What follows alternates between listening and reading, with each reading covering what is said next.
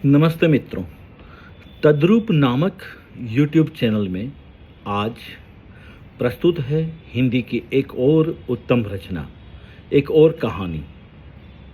कहानी का शीर्षक है मलबे का मालिक और उसके रचयिता, उसके लेखक, उसके सर्जक हमारे सबके प्रिय मोहन राकेश। तो आइए आज प्रस्तुत करते हैं मलबे का मालिक मोहन राकेश की कहानी। पूरे 7.5 साल के बाद वे लोग लाहौर से अमृतसर आए थे। हॉकी का मैच देखने का तो बहाना ही था। उन्हें ज़्यादा चाव उन घरों और बाजारों को फिर से देखने का था जो 7.5 साल पहले उनके लिए पराये हो गए थे। हर सड़क पर मुसलमानों की कोई न कोई टोली घूमती नजर आ जाती थी। उनकी आंखें इस आग्रह के साथ वहां की हर चीज को देख रही थी जैसे वह शहर साधारण शहर न होकर एक अच्छा खासा आकर्षण केंद्र हो। तंग बाजारों में से गुजरते हुए वे एक दूसरे को पुरानी चीजों की याद दिला रहे थे। देख फतहदीना मिस्री बाजार में अब मिस्री की दुकानें पहले से कितनी कम रह गई है। उस नुक्कड़ पर सुखी भटियारीन की भट्टी थी जहां अब यह पान वाला बैठा है। यह नमक मंडी देख लो खान साहब, यहाँ की एक एक लालाइन वह नमकीन होती है कि बस। बहुत दिनों के बाद बाजारों में तुर्रेदार और लाल तुर्की टोपियां नजर आ रही थी। लाहौर से आए मुसलमानों में काफ़ी संख्या ऐसे लोगों की थी जिन्हें विभाजन के समय मजबूर होकर अमृतसर छोड़कर जाना पड़ा था। 7.5 साल में आए अनिवार्य परिवर्तनों को देखकर कहीं उनकी आंखों में हैरानी भर जाती और कहीं अफसोस घिराता। वल्लाह, कटरा जयमल सिंह इतना चौड़ा कैसे हो गया? क्या इस तरफ के सब मकान जल गए? यहाँ हकीम आसिफ अली की दुकान थी ना, अब यहाँ एक मोची ने कब्जा कर रखा है। और कहीं कहीं ऐसे भी वाक्य सुनाई दे जाते, वली वह यह मस्जिद ज्यों की त्यों खड़ी है, इन लोगों ने इसका गुरुद्वारा नहीं बना दिया। जिस रास्ते से भी पाकिस्तानियों की टोली गुजरती, शहर के लोग उत्सुकता पूर्वक उसकी ओर देखते रहते। कुछ लोग अब भी मुसलमानों को आते देखकर आशंकित से रास्ते से हट जाते, जबकि दूसरे लोग आगे बढ़कर उनसे बगलगीर होने लगते। ज़्यादातर वे आगंतुकों से ऐसे ऐसे सवाल पूछते कि आजकल लाहौर का क्या हाल है, अनारकली में अब पहले जितनी रौनक होती है या नहीं। सुना है शाह आलमी गेट का बाजार पूरा नया बना है। कृष्णनगर में तो खास तब्दीली नहीं आई। वहाँ का रिश्वत पूरा क्या वाकई रिश्वत के पैसे से बना है? कहते हैं पाकिस्तान में अब बुर्का बिल्कुल उड़ गया है। यह ठीक है। इन सवालों में इतनी आत्मीयता झलकती थी कि लगता था लाहौर एक शहर नहीं, हजारों लोगों का सगा संबंधी है जिसके हालात जानने के लिए वे उत्सुक हैं। लाहौर से आए हुए लोग उस दिन शहर भर के मेहमान थे जिनसे मिलकर और बातें करके लोगों को खामखा खुशी का अनुभव होता था। बाजार बांसा अमृतसर का एक उपेक्षित सा बाजार है जो विभाजन के पहले गरीब मुसलमानों की बस्ती थी। वहाँ ज़्यादातर बांस और शहतीरों की ही दुकानें थी जो सब की सब एक ही आग में जल गई थी। बाजार बांसा की वह आग अमृतसर की सबसे भयानक आग थी जिससे कुछ देर के लिए तो सारे शहर के जल जाने का अंदेशा पैदा हो गया था। बाजार बांसा के आसपास के कई मोहल्लों की तो उस आग ने अपनी लपेट में ले ही लिया था। खैर, किसी तरह वह आग काबू में तो आ गई, पर उसमें मुसलमानों के एक एक घर के साथ हिंदुओं के भी 4-4, 6-6 घर जलकर राख हो गए। अब 7.5 साल में उनमें से कई इमारतें तो फिर से खड़ी हो गई थी, मगर जगह जगह मलबे के ढेर अब भी मौजूद थे। नई इमारतों के बीच बीच में मलबे के ढेर अजीब ही वातावरण प्रस्तुत करते थे। बाजार बांसा से बाजार बांसा में उस दिन भी चहल पहल नहीं थी, क्योंकि उस बाजार के ज़्यादातर बाशिंदे तो अपने मकानों के साथ ही शहीद हो गए थे, और जो बचकर चले गए थे उनमें से शायद किसी में भी लौट कर आने की हिम्मत बाकी नहीं रही थी। सिर्फ एक दुबला पतला बुढ़ा मुसलमान ही उस वीरान बाजार में आया और वहाँ की नई और जली हुई इमारतों को देखकर जैसे भूल भुलैया में पड़ गया। बाएं हाथ को जाने वाली गली के पास पहुंचकर उसके कदम अंदर मुड़ने को हुए, मगर फिर वह हिचकिचाकर वहाँ बाहर ही खड़ा रह गया। जैसे उसे विश्वास नहीं हुआ कि वह वही गली है या नहीं जिसमें वह जाना चाहता है। गली में एक तरफ कुछ बच्चे कीड़ी कीड़ा खेल रहे थे और कुछ अंतर पर दो स्त्रियां ऊंची आवाज में चीखती हुई एक दूसरे को गालियां दे रही थी। सब कुछ बदल गया, मगर बोलियां नहीं बदली। बुढ़े मुसलमान ने धीमे स्वर में अपने से कहा और छड़ी का सहारा लिए खड़ा रहा।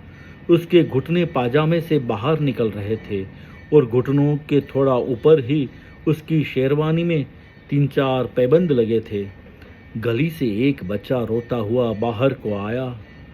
उसने उसे पुचकार कर पुकारा, इधर आ बेटे, आ इधर, देख तुझे चिज्जी देंगे, आ। और वह अपनी जेब में हाथ डालकर उसे देने के लिए कोई चीज ढूंढने लगा। बच्चा क्षण भर के लिए चुप कर गया, लेकिन फिर उसने ओठ बिसोर लिए और रोने लगा।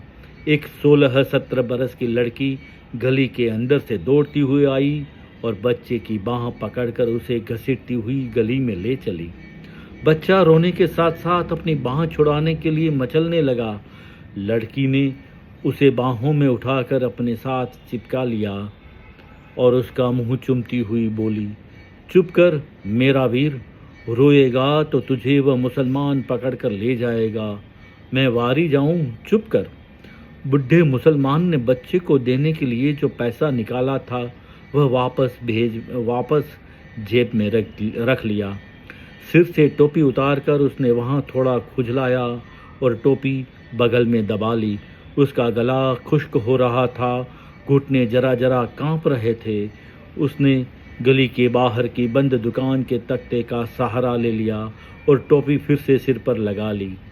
गली के सामने जहाँ पहले ऊंचे ऊंचे शहतीर रखे रहते थे, वहाँ अब एक 3 मंजिला मकान खड़ा था।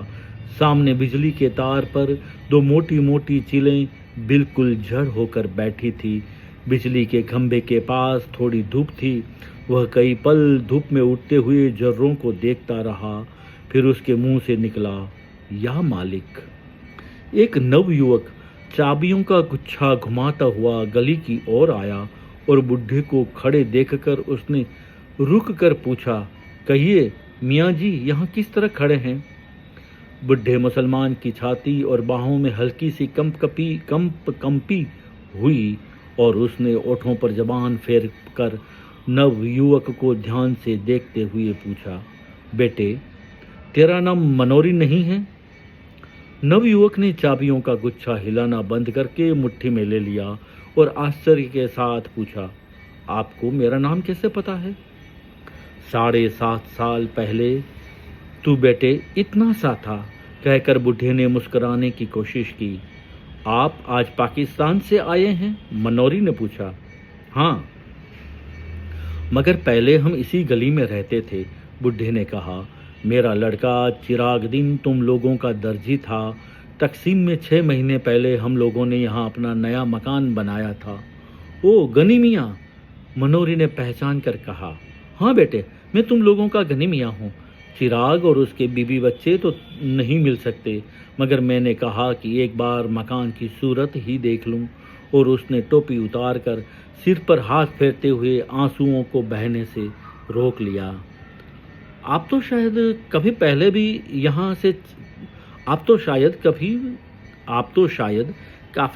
ही यहाँ से चले गए थे, मनोरी ने स्वर में संवेदना लाकर कहा। हाँ बेटे, यह मेरी बदबख्ती थी कि पहले अकेला निकल कर चला गया। यहाँ रहता तो उनके साथ मैं भी। और कहते कहते उसे एहसास हो आया कि उसे ऐसी बात नहीं कहनी चाहिए। उसने बात मुंह में रोक ली, मगर आंख में आए आंसुओं को वह बह जाने दिया। छोड़ो गनी मियाँ, अब बीती बातों को सोचने में क्या रखा है। मनोरी ने गनी की बांह पकड़कर कहा, चलो तुम्हें तुम्हारा घर दिखा दूं। गली में खबर इस रूप में फैली थी कि गली के बाहर एक मुसलमान खड़ा है जो रामदासी के लड़के को उठाने जा रहा था। उसकी बहन उसे पकड़कर घसीट लाई, नहीं तो मुसलमान उसे ले गया होता। यह खबर पाते ही जो स्त्रियां गली में पीछे पीढ़े बिछाकर बैठी थी, वे अपने अपने पीढ़े उठाकर घरों के अंदर चली गईं। गली में खेलते हुए बच्चों को भी उन स्त्रियों ने पुकार पुकार कर घरों में बुला लिया। मनोरी जब गनी को लेकर गली में आया तो गली में एक फेरी वाला रह गया था या कुएं के साथ उस उगे पीपल के नीचे रखा पहलवान बिखर कर सोया था। घरों की खिड़कियों में से और किवाड़ों के पीछे से अलबत्ता कई चेहरे झांक रहे थे। गनी को गली में आते देखकर उनमें हल्की हल्की चेह में गोइयां शुरू हो गई। दाढ़ी के सब बाल सफ़ेद हो जाने के बावजूद लोगों ने चिराग दिन के बाप अब्दुल गनी को पहचान लिया था। वह था तुम्हारा मकान। मनोरी ने दूर से एक मलबे की ओर संकेत किया। गनी पल भर के लिए ठिठक कर फटी फटी आंखों से उसकी ओर देखता रहा। चिराग और उसके बीबी बच्चों की मौत को वह काफ़ी अरसा पहले स्वीकार कर चुका था, मगर अपने नए मकान को इस रूप में देखकर उसे जो झुनझुनी हुई, उसके लिए वह तैयार नहीं था। उसकी जबान पहले से ज़्यादा खुश्क हो गई और घुटने भी और ज़्यादा कांपने लगे। वह मलबा? उसने अविश्वास के स्वर में पूछा। मनोरी ने उसके चेहरे का बदला हुआ रंग देखा, उसकी बाह को और सहारा देकर ठहरे हुए स्वर में उत्तर दिया, तुम्हारा मकान उन्हीं दिनों जल गया था। गनी छड़ी का सहारा लेता हुआ किसी तरह मलबे के पास पहुंचा। मलबे में अब मिट्टी ही मिट्टी थी, जिसमें जहां तहां टूटी और जली हुई ईंटें फंसी थी। लोहे और लकड़ी का सामान उसमें से न जाने कब का निकाल लिया गया था। केवल जले हुए दरवाजे का चौखट न जाने कैसे बचा रह गया था, जो मलबे में से बाहर को निकला हुआ था। पीछे की ओर 2 जली अलमारियां थी, जिनकी कालीक पर अब सफ़ेदी की हल्की हल्की तह उभर आई थी। मलबे को पास से देखकर गनी ने कहा, यह बाकी रह गया है यह? और जैसे उसके घुटने जवाब दे गए और वह जले हुए चौखट को पकड़कर बैठ गया। क्षण भर बाद उसका सिर भी चौखट से जा लगा और उसके मुंह से बिलखने की सी आवाज निकली, हाय ओए चिराग दिना। जले हुए किवाड़ का चौखट 7.5 साल मलबे में से सिर निकाले खड़ा तो रहा था, मगर उसकी लकड़ी बुरी तरह भुरभुरा गई थी। गनी के सिर के छूने से उसके कई रेशे झड़कर बिखर गए। कुछ रेशे गनी की टोपी और बालों पर आ गिरे। लकड़ी के रेशों के साथ एक केंचुआ भी नीचे गिरा, जो गनी के पैर में 6-8 इंच दूर नाली के साथ लगी ईंटों की पटरी पर सरसराने लगा। वह अपने लिए सुराख ढूंढता हुआ जरा सा सिर उठाता, मगर 2-1 बार सिर पटक कर और निराश होकर दूसरी ओर को मुड़ जाता। खिड़कियों में से झांकने वाले चेहरों की संख्या पहले से कहीं बढ़ गई थी। उनमें चेह में गोइयां चल रही थी कि आज कुछ न कुछ जरूर होगा। चिराग दिन का बाप गनी आ गया है, इसलिए 7.5 साल पहले की सारी घटना आज खुल जाएगी। लोगों को लग रहा था जैसे वह मलबा ही गनी को सारी कहानी सुना देगा कि शाम के वक्त चिराग ऊपर के कमरे में खाना खा रहा था, जब रखे पहलवान ने उसे नीचे बुलाया कि वह 1 मिनट आकर एक जरूरी बात सुन जाए। पहलवान उन दिनों गली का बादशाह था, हिंदुओं पर ही उसका काफ़ी दबदबा था। चिराग तो खैर मुसलमान था। चिराग हाथ का कोर बीच में ही छोड़कर नीचे उतर आया। उसकी बीबी जुबैदा और दोनों लड़कियां किश्वर और सुल्ताना खिड़कियों में से नीचे झांकने लगी।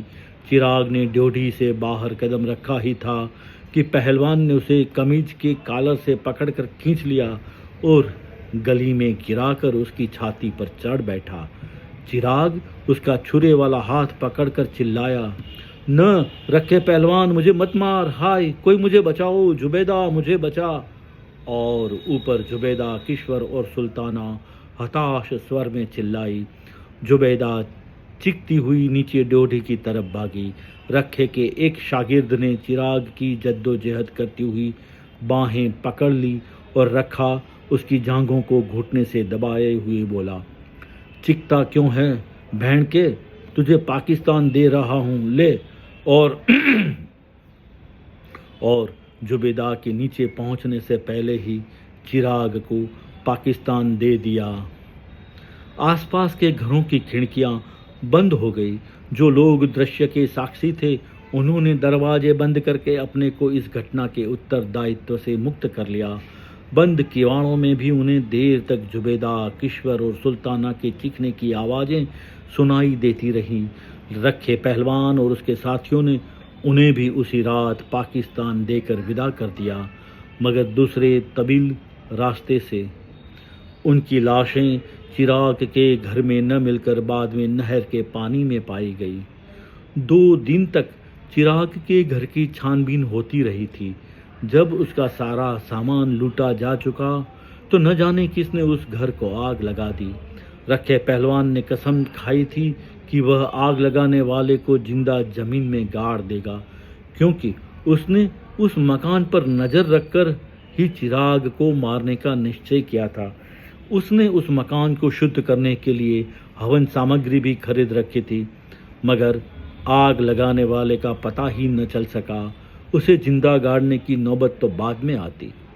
अब 7.5 साल में रखा पहलवान उस मलबे को अपनी जागीर समझता आ रहा था, जहाँ न वह किसी को गाय भैंस बांधने देता था और न खोंचा लगाने देता था। उस मलबे से बिना उसकी अनुमति के कोई ईंट भी नहीं उठा सकता था।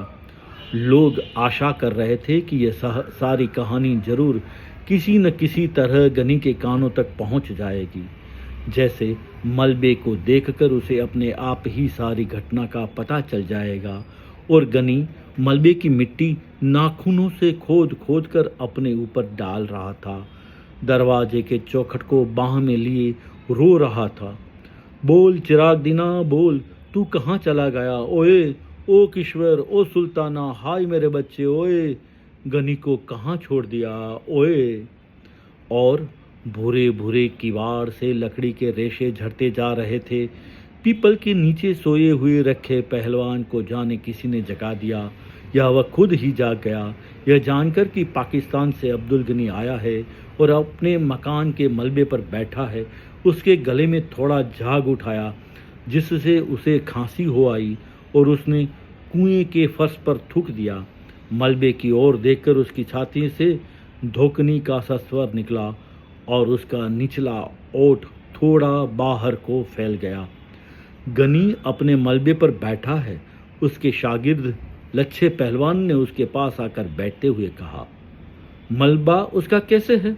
मलबा हमारा है, पहलवान ने झांकी के कारण गहराती हुई आवाज में कहा, मगर वह वहां पर बैठा है। लच्छे ने आंखों से रहस्यमय संकेत लाकर कहा, बैठा है, बैठा रहे, तू चिलम ला। उसकी टांगें थोड़ी फैल गईं और उसने अपनी नंगी जांघों पर हाथ फेरा। मनोरी ने अगर उसे कुछ बताया तो लच्छे ने चिलम भरने के लिए उठते हुए उसी रहस्यपूर्ण दृष्टि से देखकर कहा, मनोरी की शामत आई है। लच्छा चला गया। कुएं पर पीपल की कई पुरानी पत्तियां बिखरी थी। रखा उन पत्तियों को उठा कर हाथों में मसलता रहा। जब लच्छे ने चिलम के नीचे कपड़ा लगाकर उसके हाथ में दिया तो उसने कस खींचते हुए पूछा, और तो किसी से गनी की बात नहीं हुई? नहीं। ले, और उसने खांसते हुए चीलम लच्छे के हाथ में दे दी। लच्छे ने देखा कि मनोरी मलबे की तरफ से गनी की बाह पकड़े हुए आ रहा है। वह अकड़ू होकर चिलम के लंबे लंबे कस खींचने लगा। उसकी आंखें आधा क्षण रखे के चेहरे पर टिकती और आधा क्षण गनी की ओर लगी रहती। मनोरी गनी की बाह पकड़े हुए उससे एक कदम आगे चल रहा था, जैसे उसकी कोशिश हो कि गनी कुएं के पास से बिना रखे पहलवान को देखे ही निकल जाए। मगर रखा जिस तरह बिखर कर बैठा था, उससे गनी ने उसे दूर से ही देख लिया। कुएं के पास पहुंचते न पहुंचते उसकी दोनों बाहें फैल गई और उसने कहा, रखे पहलवान। रखे ने गर्दन उठाकर और आंखें जरा छोटी करके उसे देखा। उसके गले में अस्पष्ट सी गहराहट हुई, पर वह बोला कुछ नहीं।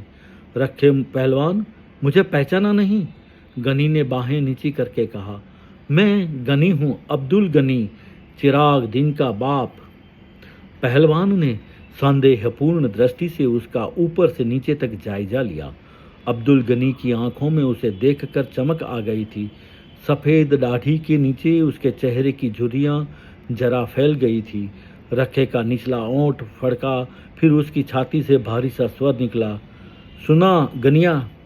गनी की बाहें फिर फैलने को हुई, परंतु पहलवान पर कोई प्रतिक्रिया न देखकर उसी तरह रह गई। वह पीपल के तने का सहारा लेकर कुएं की सिल पर बैठ गया।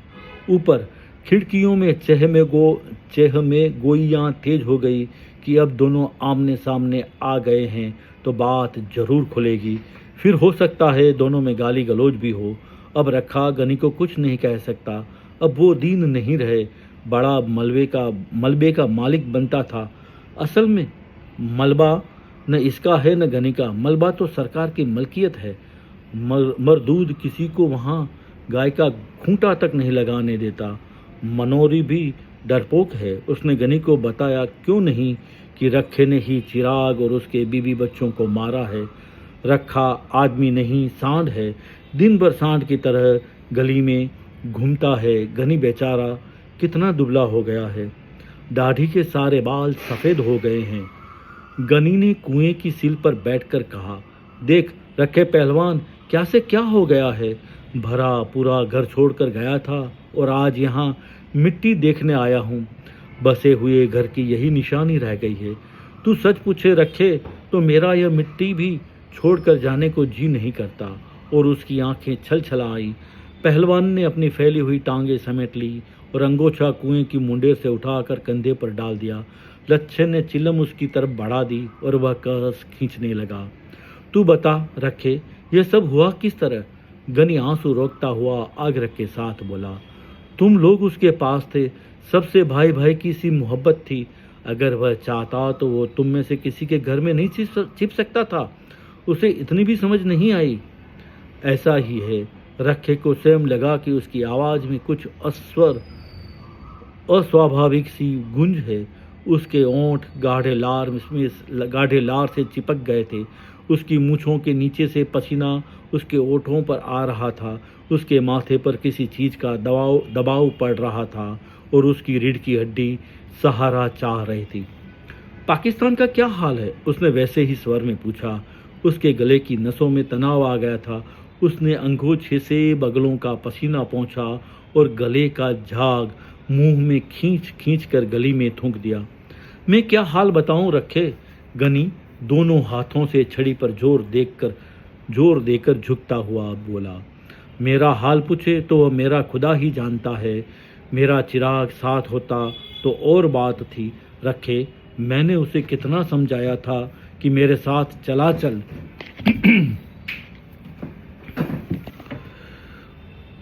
मैंने उसे कितना समझाया था कि मेरे साथ चला चल, मगर वह अड़ा रहा कि नया मकान छोड़कर कैसे जाऊं। यहाँ अपनी गली है, कोई खतरा नहीं है। भोले कबूतर ने यह नहीं सोचा कि गली में खतरा न सही, बाहर से तो खतरा आ सकता है।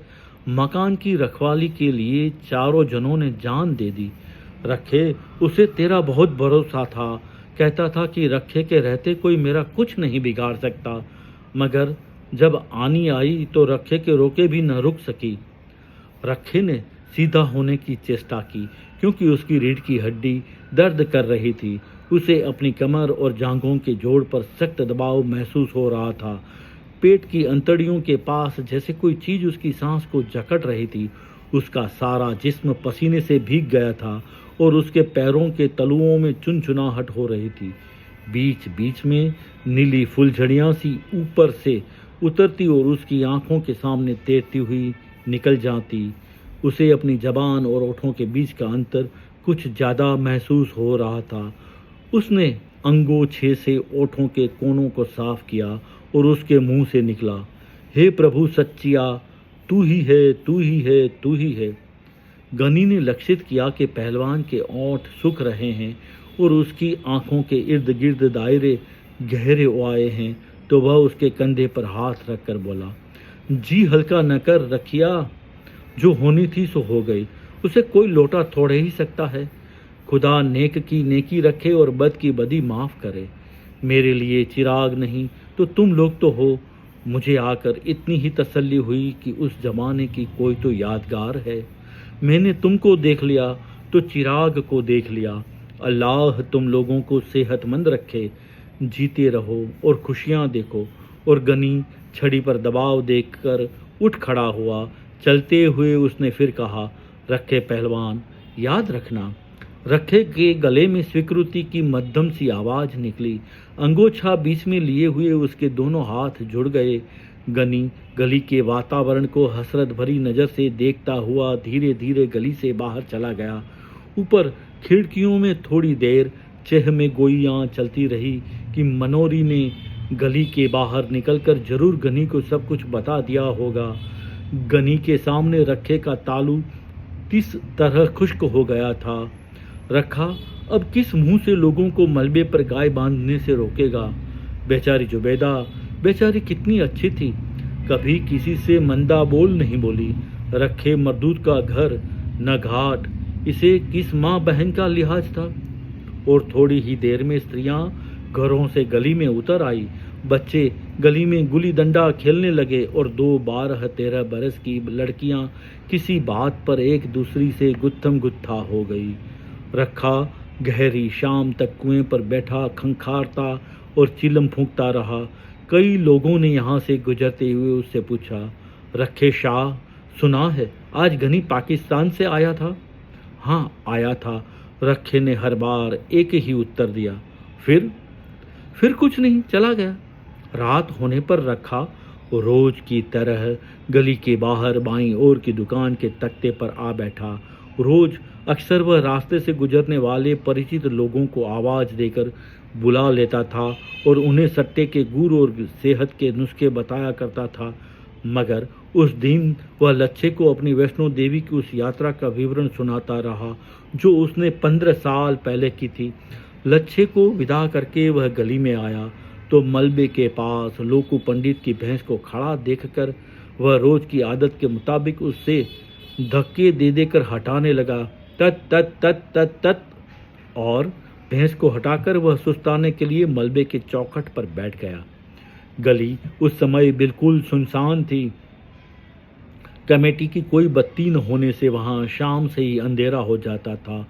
मलबे के नीचे नाली का पानी हल्की आवाज़ करता हुआ बह रहा था।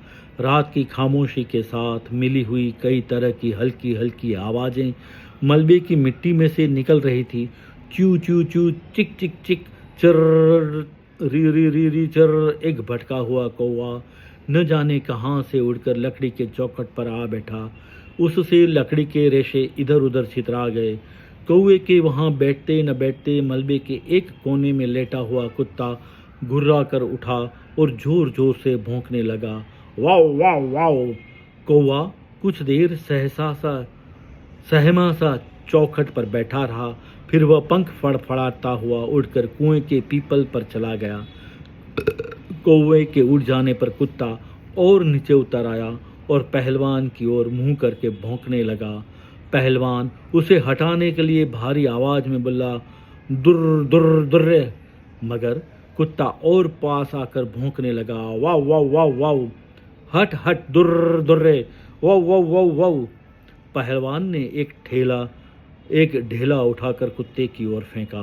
कुत्ता थोड़े पीछे हट गया, पर इसका भौंकना बंद नहीं हुआ। पहलवान मुंह ही मुंह कुत्ते को माँ की गाली देकर वहां से उठ खड़ा हुआ और धीरे धीरे जाकर कुएं की सील पर लेट गया। पहलवान के वहां से हटने पर कुत्ता गली में उतर आया और कुएं की ओर मुंह करके भौंकने लगा। काफी देर भौंक कर जब गली में उसे कोई प्राणी चलता फिरता दिखाई नहीं दिया, तो वह एक बार कान झटक कर मलबे पर लौट आया और वहां कोने में बैठकर गुर्राने लगा। तो मित्रों, यह थी मोहन राकेश की कहानी मलबे का मालिक। एक भावमयी और विभाजन की विभिषा को प्रस्तुत करती हुई यह कहानी मलबे का मालिक मोहन राकेश की कलम से हमने पढ़ी, और आपसे उम्मीद है आपको पसंद आई होगी और आप मेरी इस तद्रूप चैनल को सब्सक्राइब अवश्य कीजिए। और इस प्रकार अनेक हिंदी कहानियों को मैं आपके सामने प्रस्तुत करूंगा, साथ साथ संस्कृत साहित्य का भी परिचय करवाऊंगा। किंतु आपसे अनुरोध है, आप मेरी इस तद्रूप नामक चैनल को अवश्य सब्सक्राइब करें। लिंक कमेंट में मैंने डाल दी है। धन्यवाद।